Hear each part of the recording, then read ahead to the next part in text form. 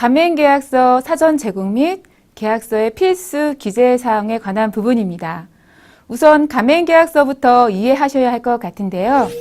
가맹계약서란 프랜차이즈 가맹사업의 구체적인 내용과 조건 등에 있어서 가맹본부 또는 가맹점 사업자의 권리와 의무에 대한 사항을 기재한 문서를 뜻합니다. 가맹본부는 프랜차이즈 가맹점 사업자에게 가맹계약의 내용을 미리 이해할 수 있도록 가맹계약서를 제공해야 하는데요. 가맹계약을 체결하거나 가맹금을 지급하기 전, 그러니까 늦어도 하루 전에는 가맹계약서를 가맹희망자에게 제공하도록 되어 있습니다. 이것은 즉 사전 제공 의무가 있다는 말이죠. 보통 가맹계약의 체결은 계약 당일 혹은 가맹본부 직원의 대략적인 설명만 듣고 체결하는 경우가 많은데요.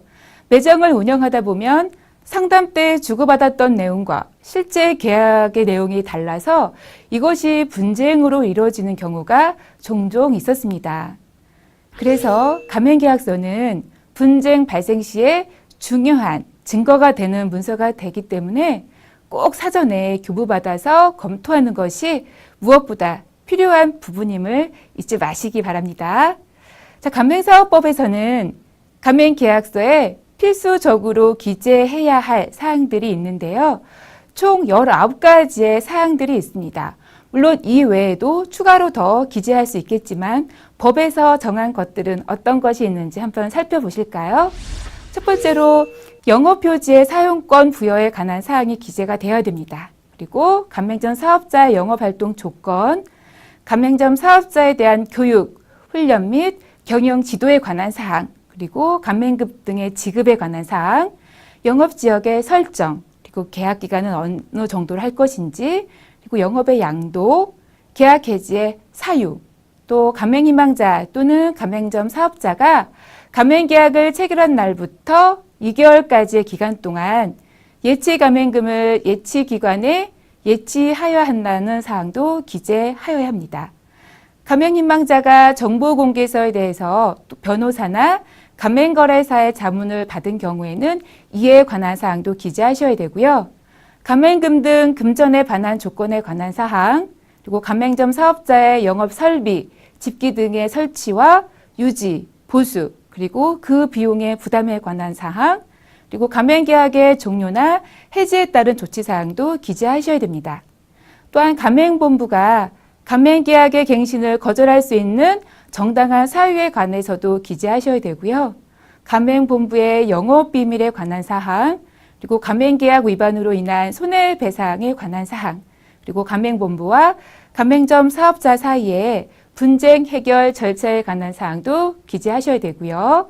가맹본부가 다른 사업자에게 가맹사업을 양도하는 경우에는 어떻게 하는 것인지도 기재하셔야 됩니다.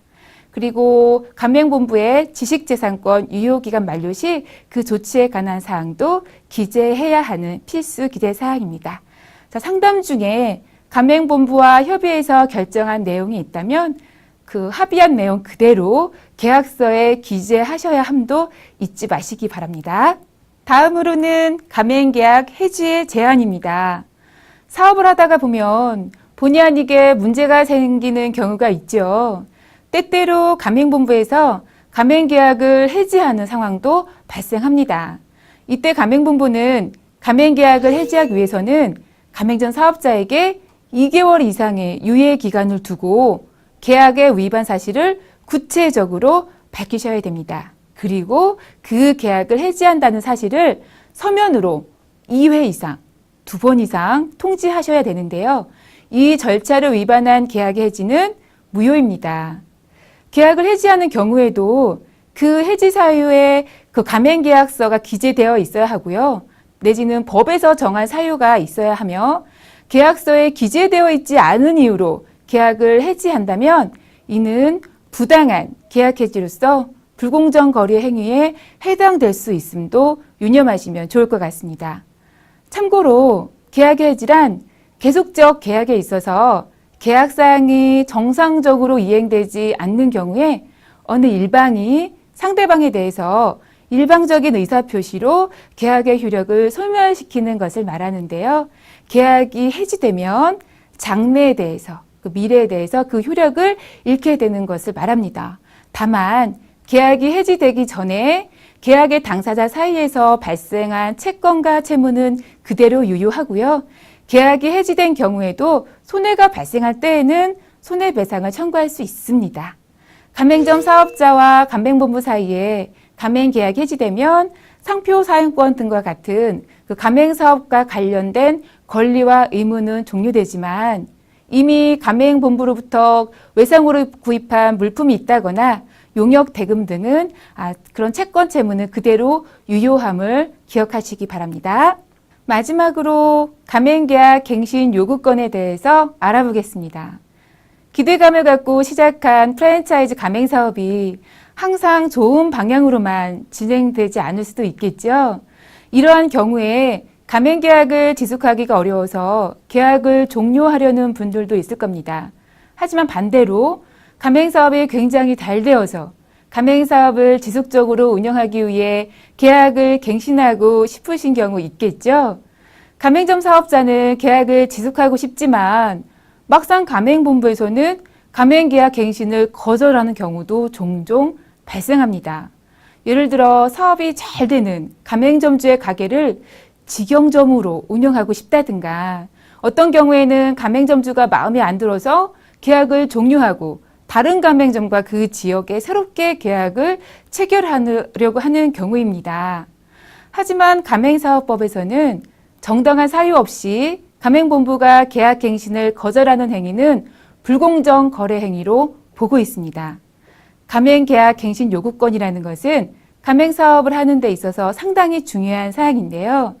가맹본부보다 상대적으로 약한 가맹점 사업자를 보호하기 위한 제도라고 할 수 있습니다. 이에 대해서 좀 더 자세히 설명을 드리자면 가맹본부는 가맹점 사업자가 가맹계약 기간 만료 전, 그러니까 180일부터 90일까지 사이에 가맹계약의 갱신을 요구하는 경우에 정당한 사유 없이 이를 거절하지 못합니다. 가맹점 사업자의 계약 갱신 요구권은 최초 가맹계약 기간을 포함한 전체 가맹계약 기간이 10년을 초과하지 않는 범위 내에서 행사할 수 있고요. 가맹본부가 가맹점 사업자의 갱신 요구에 따른 거절 통지를 하지 않거나 가맹계약 기간 만료 전 180일부터 90일까지 사이에 가맹점 사업자에게 조건 변경에 대한 통지나 가맹계약을 갱신하지 않는다는 사실을 서면으로 하지 않은 경우에는 계약 만료 전에 가맹계약과 같은 조건으로 다시 가맹계약이 체결된 것으로 봅니다.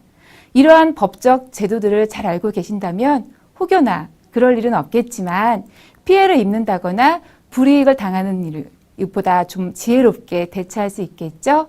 어렵다 생각하지 마시고 잘 기억해 두시길 바랍니다.